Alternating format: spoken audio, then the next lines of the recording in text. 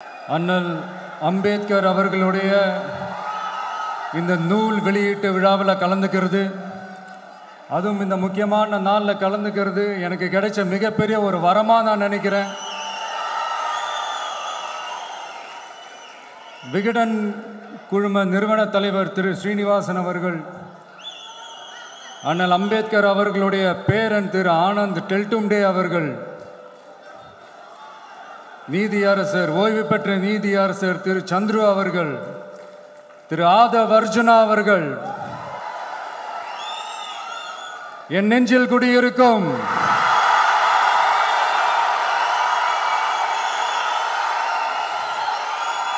என்னுடைய நண்பா நண்பிகள், தோழா தோழிகள்,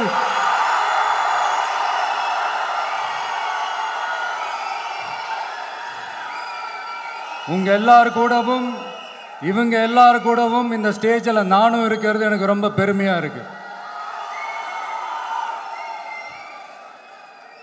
முக்கியமா இப்படி ஒரு ஃபங்க்ஷனை ஏற்பாடு பண்ணி எனக்கு அந்த வாய்ப்பை கொடுத்த விகடன் குழுமத்திற்கு என்னுடைய மனமார்ந்த நன்றிகளை தெரிவிச்சுக்கிறேன்.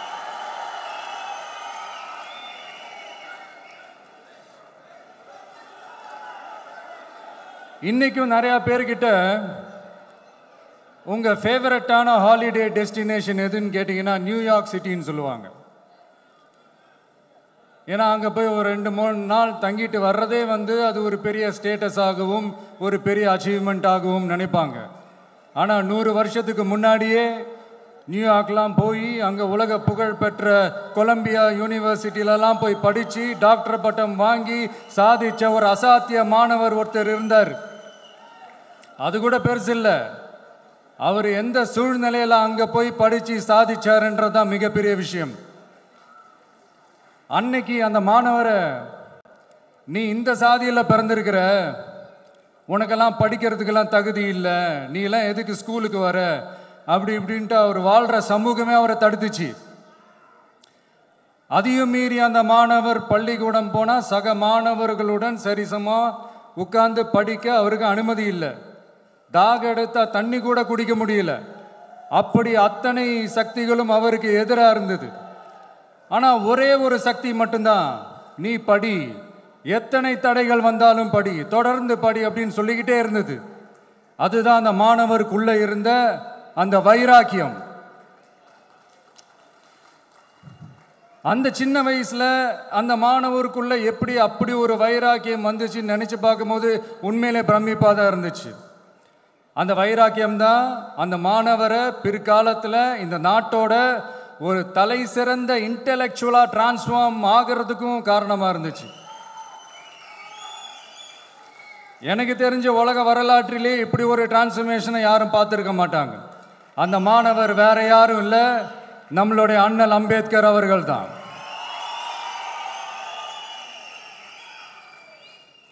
வன்மத்தை மட்டுமே தனக்கு காட்டிய இந்த சமூகத்திற்கு அவர் திருப்பி என்ன செஞ்சார் அப்படின்னு அதை படித்து பார்க்கும்போது உண்மையிலே மெய்சில் இருக்க வச்சுது.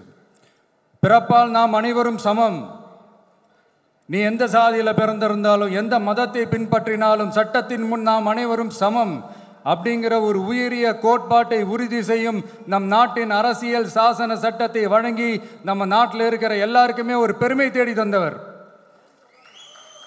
இன்னைக்கு ரிலீஸ் பண்ற இந்த புக்கில் எல்லோருக்குமான தலைவர் அம்பேத்கர் அப்படின்ற அந்த புக்கில் ஒரு 100க்கும் மேற்பட்ட கட்டுரைகள், நேர்காணல்கள் எல்லாமே இருக்குது. அதில் என்ன ரொம்ப யோசிக்க வச்சது அவர் எழுதின அந்த பயோகிராஃபி தான். வெயிட்டிங் ஃபார் அ வீசான்னு சொல்லி அதுக்கு தலைப்பு வச்சுருந்தார். அதில் அவர் லைஃப்பில் ஃபேஸ் பண்ண விஷயங்கள், அவரை பாதித்த விஷயங்கள் எல்லாமே கிட்டத்தட்ட ஒரு 6 சம்பவங்கள் பற்றி அதில் குறிப்பிட்டிருந்தார். அதில் ஒரு 2 விஷயம் ரொம்ப பாதித்தது என்னென்னா, அதில் ஒன்று, அவருக்கு 9 இயர்ஸாக இருக்கும்போது அவரும் அவருடைய பிரதரும் வெளியூரில் இருக்கிற அவங்க அப்பாவை பார்க்குறதுக்காக போகிறாங்க. அப்போ ட்ரெயின்லேருந்து இறங்கி இந்த மாட்டு வண்டிக்காக வெயிட் பண்ணிகிட்டு இருக்கும்போது ஒருத்தர் கூட அவங்கள ஏற்றிட்டு போகிறதுக்கு தயாராக இல்லை. ஏன்னா அந்தளவுக்கு தீண்டாமை கொடுமை. அப்புறம் கொஞ்சம் எக்ஸ்ட்ரா பணம் காசெல்லாம் கொடுக்குறோன்னு ஒரு வண்டிக்காரர் ஒத்துக்கிறார். அப்போ கூட அந்த வண்டிக்காரர் என்ன பண்ணுறாருன்னா, அந்த பசங்களை வண்டி ஓட்ட சொல்லிட்டு இவர் தீட்டுப்பட்டுடும்னு சொல்லி வண்டியில் ஏறாமல் நடந்து போகிறார். அந்த நாள் முழுக்க அந்த பசங்களுக்கு குடிக்க தண்ணி கூட கொடுக்காம அந்த டிராவல் எவ்வளவு கொடுமையாக இருந்துச்சுன்னு சொல்லி அதில் மென்ஷன் பண்ணியிருந்தார். ரெண்டாவது, அதே அம்பேத்கர் அவர்கள் அமெரிக்கா பிரிட்டன்லலாம் போய் படித்து டாக்டர் பட்டம்லாம் வாங்கி சாதிச்சு ஒரு பெரிய வழக்கறிஞராக இந்தியாவுக்கு திரும்ப வராரு. அப்போ மும்பைக்கு பக்கத்தில் ஒரு கிராமத்துக்கு அவரை கூப்பிடுறாங்க. அப்போ அவர் ஒரு அரசாங்க பொறுப்பில் இருக்கிறார். அந்த கிராமத்துக்காரங்க ஒரு வண்டியை ஒன்று ஏற்பாடு பண்ணி அவரை கூட்டிகிட்டு வரணும்னு நினைக்கிறாங்க. ஆனால் அந்த வண்டி ஓட்டுறவர் அவருக்கு சமமாக உட்காந்து வண்டி ஓட்டுறதுக்கு யோசிக்கிறார், மறுக்கிறார்.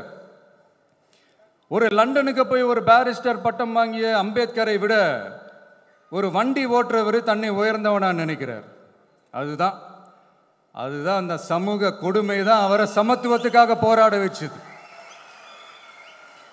எனக்கு ஒரு டவுட்டுங்க, இன்னைக்கு திரு அம்பேத்கர் அவர்கள் உயிரோடு இருந்திருந்தா என்ன நினைப்பாரு? இன்னைக்கு இருக்கிற நம்ம இந்தியாவை பார்த்து அவர் பெருமைப்படுவாரா, இல்லை வருத்தப்படுவாரா, இல்லை அப்படியே வருத்தப்பட்ட எதை நினைச்சு வருத்தப்படுவார்? இன்னைக்கு நம்ம நாடு முழு வளர்ச்சி அடையணும்னா ஜனநாயகம் காக்கப்படணும். அந்த ஜனநாயகம் காக்கப்படணும்னா அரசியல் அமைப்பு சட்டம் காக்கப்படணும். அதுக்கான பொறுப்பு, அந்த கடமை நம்ம ஒவ்வொருத்தருக்கிட்டையும் இருக்கணும்னு தோணுச்சு. அந்த பொறுப்போடும் அந்த கடமையோடும் தான் இதை நான் ஆணித்தரமாக சொல்கிறேன். ஜனநாயகத்தை நாணிவேர் ஃப்ரீ அண்ட் ஃபேர் எலெக்ஷன்ஸ், சுதந்திரமான மற்றும் நியாயமான தேர்தல். தேர்தல் நியாயமாக நடக்கலைன்னு நான் சொல்ல வரல, பட் சுதந்திரமாகவும் நியாயமாகவும் தான் தேர்தல் நடக்குது அப்படிங்கிற அந்த அசைக்க முடியாத நம்பிக்கை நம்ம ஒவ்வொரு இந்தியனுக்கும் இருக்கணும்னு தோணுச்சு. அது அமையணும்னா தேர்தல் ஆணையர்கள் கான்சென்சஸ், அதாவது ஒருமித்த கருத்து அடிப்படையில் மட்டும்தான் நியமிக்கப்பட வேண்டும் அப்படின்றதான் என்னுடைய ஒரு வலிமையான ஒரு கோரிக்கை. ரெண்டாவது, ஏப்ரல் 14 அண்ணல் அம்பேத்கர் அவர்களுடைய பிறந்த நாள். அன்னைக்கு தான் நம்ம ஒட்டுமொத்த இந்தியர்களுக்குமான ஜனநாயக உரிமைகள் பிறந்த தினம். அதனால் அந்த டேட்டை இந்தியாவோட ஜனநாயக உரிமைகள் தினமாக அறிவிக்கணும்.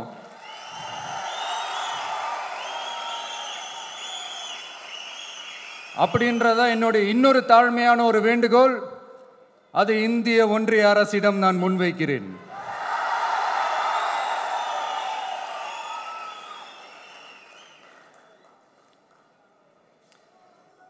அம்பேத்கர் அவர்களை பற்றி யோசிக்கும் போது கண்டிப்பாக சட்டம் ஒழுங்கு சமூக நீதியை பற்றி யோசிக்காமல் இருக்கவே முடியாது. இன்றைக்கும் மணிப்பூரில் என்ன நடக்குதுன்னு நம்ம எல்லாருக்குமே தெரியும். ஆனால் அதை பற்றி கொஞ்சம் கூட அதை கண்டுக்காமல் ஒரு அரசு மேலே இருந்து நம்மளை ஆண்டுகிட்டு இருக்கு.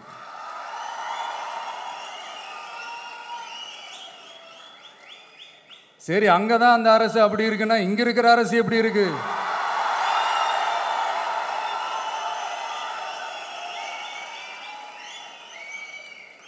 இங்கே நம்ம தமிழ்நாட்டில் வேங்கை வயல்னு ஒரு ஊரில் என்ன நடந்துச்சுன்னு நம்ம எல்லாருக்குமே தெரியும். சமூக நீதி பேசுகிற இங்கே இருக்கிற அரசு அதுக்கு எந்த விதமான ஒரு நடவடிக்கை எடுத்த மாதிரியே எனக்கு தெரியலையே. இவ்வளோ காலங்கள் தாண்டி, இத்தனை வருஷங்கள் தாண்டி ஒரு துரும்ப கூட கிள்ளி போடலையே. அதுதான் இதெல்லாம் இன்னைக்கு அம்பேத்கர் அவர்கள் இன்னைக்கு பார்த்தாருன்னா வெக்கப்பட்டு தலை குனிஞ்சு போவார்ல. கரெக்டு, நம்ம நடக்கிற பிரச்சனைகள், நடக்கிற கொடுமைகளுக்கெல்லாம் நம்ம குரல் கொடுக்கணும். ஆனால் நடக்கிற பிரச்சனைகள் ஒன்றா ரெண்டா, பெண் குழந்தைகளுக்கு எதிராக, பெண்களுக்கு எதிராக, ஏன் மனித உயிர்களுக்கு எதிராக, இதெல்லாம் நம்ம பார்க்குறோம், படிக்கிறோம், மற்றவங்க கிட்டேருந்து கேட்டு தெரிஞ்சுக்கிறோம்.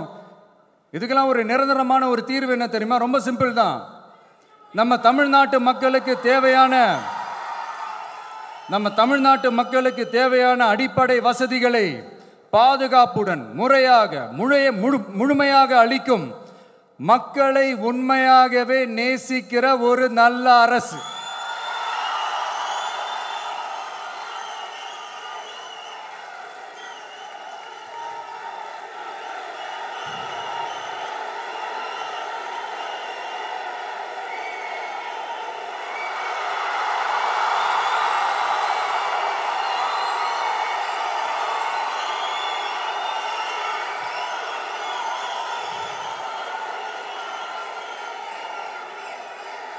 அதான் சொன்னேன், இது அமைஞ்சிட்டாலே போதும், அதான் ரொம்ப சிம்பிள்னு சொன்னேன். அதனால இங்க டெய்லி நடக்கிற பிரச்சனைகளுக்கு சம்பிரதாயத்துக்காக ட்வீட் போடுறதும், சம்பிரதாயத்துக்காக அறிக்கை விடுறதும், சம்பிரதாயத்துக்காக நானும் மக்களோட மக்களா இருக்கிறேன்னு காட்டிக்கிறதும், சம்பிரதாயத்துக்காக மழை தண்ணியில நின்று போட்டோ எடுக்கிறதும்,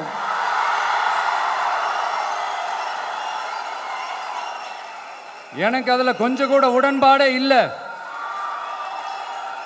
பட் என்ன பண்றது, நம்மளும் சம்பிரதாயத்துக்காக சில நேரத்தில் அந்த மாதிரி செய்ய வேண்டியதா போயிடுது.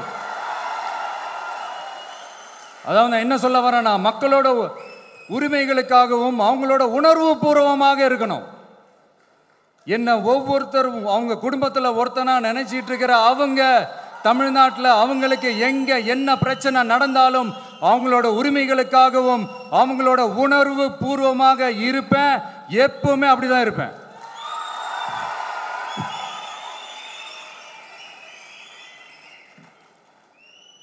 மக்கள் உணர்வுகளை மதிக்க தெரியாத, மக்களுக்கு அடிப்படை சமூக நீதியான பாதுகாப்பை கூட உறுதி செய்ய இயலாத, கூட்டணி கணக்குகளை மட்டுமே நம்பி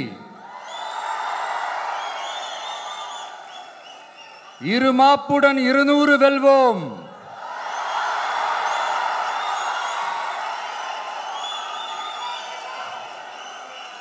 என்று எகத்தால முழக்கமிடும் மக்கள் விரோத ஆட்சியாளர்களுக்கு என் மக்களோடு இணைந்து நான் விடுக்கும் எச்சரிக்கை,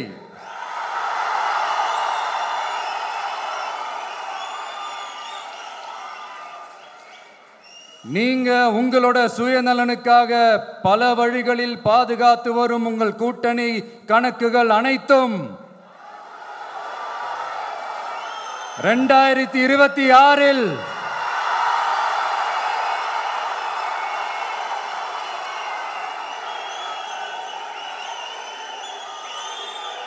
மக்களே மைனஸ் ஆக்கி விடுவார்கள். மக்களே மைனஸ் ஆக்கி விடுவார்கள். மக்களே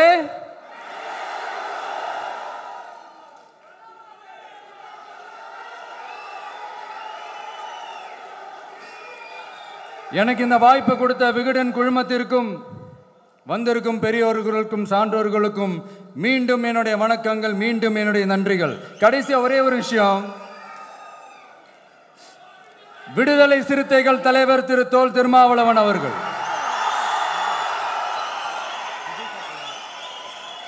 அவங்களால இன்னைக்கு வர முடியாம போச்சு.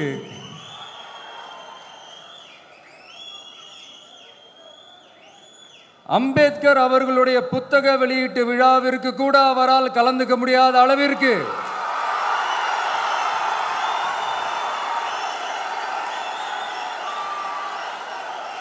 கூட்டணி கட்சிகள் சார்ந்து எவ்வளவு பிரஷர் இருக்கும் என்று என்னால் யூகிக்க முடிந்தாலும் நான் இப்ப சொல்றேன், அவருடைய மனசு முழுக்க முழுக்க இன்னைக்கு நம்மளோட தான் இருக்கும். நன்றி, வணக்கம்.